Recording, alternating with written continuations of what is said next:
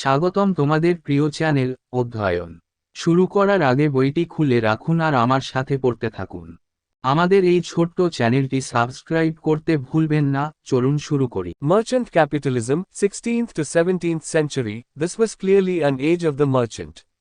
The geographical explorations and new colonies had opened vast opportunities for profits. The capital accumulated by the merchant class from trade profit was termed as merchant capital, hence this earliest phase in the development of capitalism is termed as merchant capitalism. বণিক পুঁজিবাদ 16 থেকে 17 শতক, এটি স্পষ্টতই বণিকের একটি যুগ ছিল। ভৌগোলিক অন্বেষণ এবং নতুন উপনিবেশগুলি লাভের বিশাল সুযোগ খুলে দিয়েছে। বাণিজ্য মুনাফা থেকে বণিক শ্রেণীর দ্বারা সঞ্চিত পুঁজিকে বণিক পুঁজি হিসাবে আখ্যায়িত করা হয়, তাই পুঁজিবাদের বিকাশের এই প্রাথমিক পর্যায়টিকে বণিক পুঁজিবাদ বলা হয়। Capitalism now began to replace feudal economy and society, giving rise to commercial revolution in Europe. The term is used to denote a series of changes which brought about tremendous expansion of market and money economy. For instance, use of currency became widespread and began replacing the age-old barter system. By 1600, almost all major cities of Europe got connected with postal service. Urbanization picked up and cities like London, Paris and Amsterdam grew at a very fast pace. পুঁজিবাদ এখন সামন্ততান্ত্রিক অর্থনীতি ও সমাজকে প্রতিস্থাপন করতে শুরু করেছে, যা ইউরোপে বাণিজ্যিক বিপ্লবের জন্ম দিয়েছে। শব্দটি বাজার এবং অর্থনীতির ব্যাপক প্রসার ঘটায় এমন একটি ধারাবাহিক পরিবর্তন বোঝাতে ব্যবহৃত হয়। উদাহরণস্বরূপ, মুদ্রার ব্যবহার ব্যাপক আকার ধারণ করে এবং বহু পুরানো বিনিময় ব্যবস্থার প্রতিস্থাপন শুরু করে। 1600 সালের মধ্যে ইউরোপের প্রায় সমস্ত বড় শহর ডাক পরিষেবার সাথে যুক্ত হয়ে যায়। নগরায়ন বাড়ে এবং লন্ডন, প্যারিস এবং আমস্টারডামের মতো শহরগুলি খুব দ্রুত গতিতে বৃদ্ধি পায়। In addition to the merchants, capital was also being accumulated by craftsmen who showed enterprise and profited from the expanding market. In fact, industrial growth and manufacturing in the era of merchant capitalism has also been termed as proto-industrialization as it created conditions for the emergence of full-fledged factory-based industrial revolution in the late 18th century. বণিকদের পাশাপাশি কারিগরদের দ্বারাও পুঁজি সঞ্চিত হচ্ছিল, যারা উদ্যোগ দেখিয়েছিল এবং প্রসারিত বাজার থেকে লাভ করেছিল। প্রকৃতপক্ষে বণিক পুঁজিবাদের যুগে শিল্প বৃদ্ধি এবং উৎপাদনকে প্রোটো-শিল্পায়ন হিসাবেও অভিহিত করা হয়েছে, কারণ এটি 18 শতকের শেষের দিকে পূর্ণাঙ্গ কারখানা ভিত্তিক শিল্প বিপ্লবের উত্থানের জন্য পরিস্থিতি তৈরি করেছিল। Emergence of organized trade. Joint stock companies and chartered companies, 17th century. The 17th century saw the emergence of more sophisticated business organizations such as the joint stock companies and chartered companies. A major advantage of a joint stock company was that a much larger amount of capital could be raised and the high risks and costs could be shared by the shareholders. The chartered companies were authorized by the government, which often granted them monopoly of trade with a particular country. Several such companies were established, such as the English East India Company, 1600, and the French East India Company, 1664. As a result of these developments, the 17th and 18th centuries witnessed an enormous increase in world trade. সংগঠিত বাণিজ্যের উত্থান, joint stock company এবং chartered company. 17 শতকে joint stock company এবং chartered কোম্পানির মতো আরও পরিশীলিত ব্যবসা প্রতিষ্ঠানের উত্থান ঘটে। একটি জয়েন্ট স্টক কোম্পানির একটি প্রধান সুবিধা ছিল যে একটি অনেক বড় পরিমাণ মূলধন উত্থাপন করা যেতে পারে এবং উচ্চ ঝুঁকি এবং খরচ শেয়ারহোল্ডারদের দ্বারা ভাগ করা যেতে পারে। চার্টার্ড কোম্পানিগুলি সরকার কর্তৃক অনুমোদিত ছিল, যা প্রায়শই তাদের একটি নির্দিষ্ট দেশের সাথে বাণিজ্যের একচেটিয়া অধিকার প্রদান করে। ইংলিশ ইস্ট ইন্ডিয়া কোম্পানি 1600 এবং ফরাসি ইস্ট ইন্ডিয়া কোম্পানি 1664 এর মতো বেশ কয়েকটি কোম্পানি প্রতিষ্ঠিত হয়েছিল। এই উন্নয়নের ফলস্বরূপ 17তম এবং 18 শতকে বিশ্ব বাণিজ্যের একটি বিশাল বৃদ্ধি প্রত্যক্ষ করেছে। Mercantilism, 17th century. In the 17th century, Europe was swayed by a set of economic ideas and practice known as mercantilism. It is an economic theory which states that trade generates wealth and is further stimulated by the accumulation of profitable balances, which a government should encourage by means of protectionism. In fact, mercantilism can be understood as the economic counterpart of the spirit of aggressive nationalism. Its ideas and policy prescription are summarized as follows. Mercantilism 17 শতকে Europe একগুচ্ছ অর্থনৈতিক ধারণা ও অনুশীলন দ্বারা প্রভাবিত হয়েছিল যা বাণিজ্যবাদ নামে পরিচিত। এটি একটি অর্থনৈতিক তত্ত্ব যা বলে যে বাণিজ্য সম্পদ তৈরি করে এবং লাভজনক ভারসাম্য সঞ্চয় করে আরও উদ্দীপিত হয়, যা একটি সরকারকে সুরক্ষাবাদের মাধ্যমে উৎসাহিত করা উচিত। প্রকৃতপক্ষে বাণিজ্যবাদকে আক্রমণাত্মক জাতীয়তাবাদের চেতনার অর্থনৈতিক প্রতিরূপ হিসাবে বোঝা যায়। এর ধারণা এবং নীতির প্রেসক্রিপশন নিম্নরূপ সংক্ষিপ্ত করা হয়েছে। That the volume of world trade is more or less fixed and the state should endeavor to gain as large a share of this trade as possible. That gold and silver were the most desirable forms of national wealth, and if a state did not possess them naturally, then the chief way of obtaining them was trade. বিশ্ব বাণিজ্যের পরিমাণ কমবেশি স্থির এবং রাষ্ট্রের উচিত এই বাণিজ্যের যতটা সম্ভব বড় অংশ লাভের চেষ্টা করা। স্বর্ণ ও রৌপ্য ছিল জাতীয় সম্পদের সবচেয়ে আকাঙ্ক্ষিত রূপ এবং যদি কোনো রাষ্ট্রের কাছে স্বাভাবিকভাবে সেগুলি না থাকে তাহলে সেগুলো অর্জনের প্রধান উপায় ছিল বাণিজ্য। That for accumulation of wealth or precious metals, the state should ensure a favorable balance of trade. That the state should impose high tariffs to reduce imports of manufactured goods and lower tariffs to encourage import of cheap raw materials. যে সম্পদ বা মূল্যবান ধাতু সংগ্রহের জন্য রাষ্ট্রের উচিত বাণিজ্যের অনুকূল ভারসাম্য নিশ্চিত করা। উৎপাদিত পণ্যের আমদানি কমাতে রাষ্ট্রের উচ্চ শুল্ক আরোপ করা উচিত এবং সস্তার কাঁচামাল আমদানিতে উৎসাহিত করার জন্য কম শুল্ক আরোপ করা উচিত। That the state should promote exports, especially of manufactured goods through measures like granting monopolies and regulating the guilds. Acquisition of colonies was desirable both as a market for exports and as source of supply of raw material. For acquisition or protection of colonies, wars could be waged if required. উৎপাদিত পণ্যের আমদানি কমাতে রাষ্ট্রের উচ্চ শুল্ক আরোপ করা উচিত এবং সস্তার কাঁচামাল আমদানিতে উৎসাহিত করার জন্য কম শুল্ক আরোপ করা উচিত। একচেটিয়া অধিকার প্রদান এবং গিল্ডগুলিকে নিয়ন্ত্রণ করার মতো পদক্ষেপের মাধ্যমে রাষ্ট্রের রপ্তানি, বিশেষ করে উৎপাদিত পণ্যের প্রচার করা উচিত। Naturally, mercantilist period was a period of accumulation of capital in Europe which proved to be a vital requirement for the forthcoming industrial revolution in the 18th century.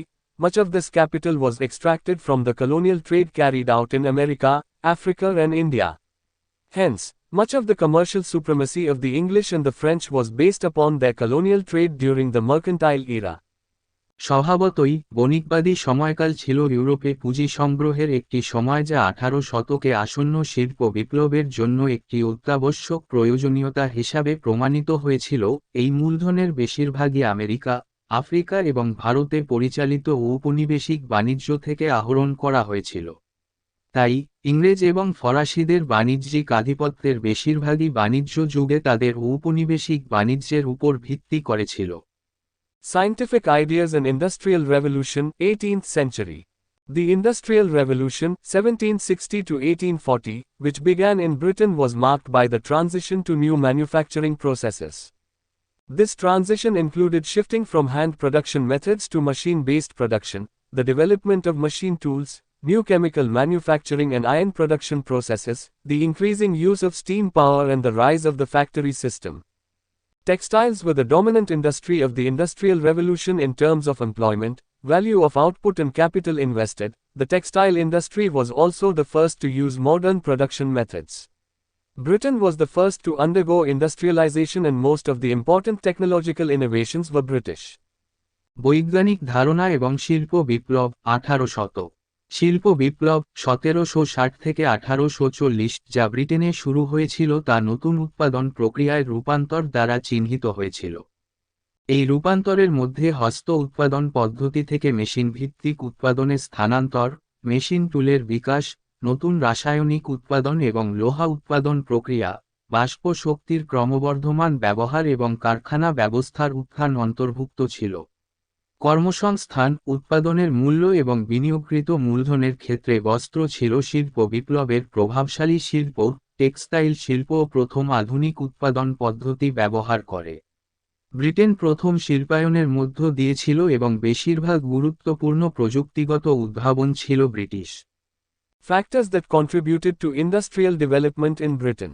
Britain's expanding trade, Britain's overseas trade had been expanding rapidly in the past decades thanks to its growing influence and the acquisition of new colonies all over the world including Africa, West Indies, Latin America, Canada, Australia, China and India, providing unlimited opportunities for export. This raised the demand for production which necessitated new inventions. ব্রিটেনে শিল্প বিকাশে অবদান রাখার কারণগুলি। Britain বাণিজ্য সম্প্রসারণ, Britain ক্রমবর্ধমান প্রভাব এবং Africa, West Indies, Latin America, Canada, Australia, চীন এবং ভারত সহ সারা বিশ্বে নতুন উপনিবেশ অধিগ্রহণের কারণে বিগত দশকগুলিতে ব্রিটেন বৈদেশিক বাণিজ্য দ্রুত সম্প্রসারিত হয়েছে, সীমাহীন সুযোগ প্রদান করেছে। রপ্তানির জন্য এটি উৎপাদনের চাহিদা বাড়ায় যা নতুন উদ্ভাবনের প্রয়োজন ছিল। Role of British government. The government in Britain, at the time, was under the influence of commercial and manufacturing interests and extended determined support for markets and colonies. British সরকারের ভূমিকা। ব্রিটেন সরকার সেই সময়ে বাণিজ্যিক এবং উৎপাদন স্বার্থের প্রভাবের অধীনে ছিল এবং বাজার এবং উপনিবেশগুলির জন্য প্রসারিত নির্ধারিত সমর্থন ছিল। Scientific discoveries and inventions. The desire of British manufacturers to increase production for the expanding markets pushed them to utilize the existing technology and even to seek new inventions. Thus, it is noteworthy that it was not the scientific inventions that brought about industrial revolution, but the need of British manufacturers to increase production. বৈজ্ঞানিক আবিষ্কার এবং উদ্ভাবন। British নির্মাতাদের প্রসারিত বাজারের জন্য উৎপাদন বাড়ানোর আকাঙ্ক্ষা তাদের বিদ্যমান প্রযুক্তি ব্যবহার করতে এবং এমনকি নতুন উদ্ভাবন খুঁজতে বাধ্য করেছিল। সুতরাং এটি লক্ষণীয় যে এটি বৈজ্ঞানিক উদ্ভাবনগুলি নয় যা শিল্প বিপ্লব এনেছিল, তবে ব্রিটিশ নির্মাতাদের উৎপাদন বৃদ্ধির প্রয়োজন ছিল। Role of scientific ideas. At the same time, scientific ideas contributed to the Industrial Revolution by making the society more receptive to new inventions and discoveries. Scientific outlook was immensely enriched by thinkers such as Nicholas Copernicus, Isaac Newton, Galileo, James Watt and others. The spinning jenny was developed by James Hargreaves, 1765, which increased the artisan's spinning capacity by 100 times. Now one person could do the work of 8 persons. Richard Arkwright's water frame turned the jenny into a commercial proposition. Crompton's mule was a further improvement. The use of power looms developed in the 1780s and this led to a rapid increase in Britain's cotton exports which served as the main vehicle of the Industrial Revolution in Britain, and had significant impact on the industry and society of a colony like India. The invention of steam engine by James Watt, 1790s, proved a boon for many industries. Use of steam power in shipping revolutionized maritime transport. Finally, the railways ushered in an altogether new era in land transport. বৈজ্ঞানিক ধারণার ভূমিকা। একই সময়ে বৈজ্ঞানিক ধারণাগুলি নতুন উদ্ভাবন এবং আবিষ্কারের জন্য সমাজকে আরও গ্রহণযোগ্য করে শিল্প বিপ্লবে অবদান রাখে। Nicolas Copernicus, Isaac Newton, Galileo, James Watt এবং অন্যান্য চিন্তাবিদদের দ্বারা বৈজ্ঞানিক দৃষ্টিভঙ্গি প্রচুর পরিমাণে সমৃদ্ধ হয়েছিল। স্পিনিং জেনি জেমস হারগ্রিভস, 1765 দ্বারা বিকশিত হয়েছিল যা কারিগরদের স্পিনিং ক্ষমতা শতগুণ বাড়িয়েছিল। এখন একজন ব্যক্তি 8 জনের কাজ করতে পারে। রিচার্ড আর্করাইটের ওয়াটার ফ্রেম জেনিকে বাণিজ্যিক প্রস্তাবে পরিণত করেছে। ক্রোমপটনের খচ্চর ছিল আরও উন্নতি। 1780 এর দশকে পাওয়ার লুমের ব্যবহার বিকশিত হয় এবং এর ফলে ব্রিটেন তুলা রপ্তানি দ্রুত বৃদ্ধি পায় যা ব্রিটেনে শিল্প বিপ্লবের প্রধান বাহন হিসেবে কাজ করেছিল এবং ভারতের মতো একটি উপনিবেশের শিল্প ও সমাজে উল্লেখযোগ্য প্রভাব ফেলেছিল। জেমস ওয়াট, 1790 দ্বারা বাষ্প ইঞ্জিনের আবিষ্কার অনেক শিল্পের জন্য একটি আশীর্বাদ প্রমাণ করে। জাহাজীকরণে বাষ্প শক্তির ব্যবহার সামুদ্রিক পরিবহনে বিপ্লব ঘটিয়েছে। অবশেষে রেলপথ স্থল পরিবহনে সম্পূর্ণ নতুন যুগের সূচনা করেছে। Role of increasing population. Population in Britain increased rapidly after 1740 and began to meet the need for the growing industries for more and cheap labor. Industrial Revolution in turn also aided population growth and it doubled in the 50 years after 1780. ক্রমবর্ধমান জনসংখ্যার ভূমিকা। 1740 সালের পরে ব্রিটেনে জনসংখ্যা দ্রুত বৃদ্ধি পায় এবং আরও বেশি এবং সস্তা শ্রমের জন্য ক্রমবর্ধমান শিল্পের প্রয়োজন মেটাতে শুরু করে। পাল্টে শিল্প বিপ্লব জনসংখ্যা বৃদ্ধিতেও সহায়তা করেছিল এবং 1780 সালের 50 বছরে তা দ্বিগুণ হয়েছিল। Role of accumulated capital. By now, sufficient capital had accumulated in Britain for investment in the factory system. Further, this capital was now concentrated not in the hands of feudal elements who would waste it in luxurious living, but in the hands of the merchants who were keen in investment in trade and industry. Here again, the wealth drawn from colonies, including from the plunder of Bengal, 1757, aided immensely in the Industrial Revolution in Britain, 1760. পুঞ্জীভূত পুঁজির ভূমিকা এখন পর্যন্ত কারখানা ব্যবস্থায় বিনিয়োগের জন্য ব্রিটেনে পর্যাপ্ত পুঁজি জমা হয়ে গেছে।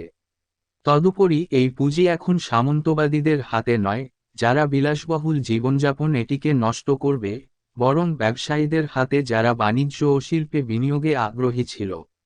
এখানে আবার বাংলার লুণ্ঠন 1757 সহ উপনিবেশ থেকে প্রাপ্ত সম্পদ ব্রিটেন শিল্প বিপ্লবে 1760 ব্যাপকভাবে সাহায্য করেছিল।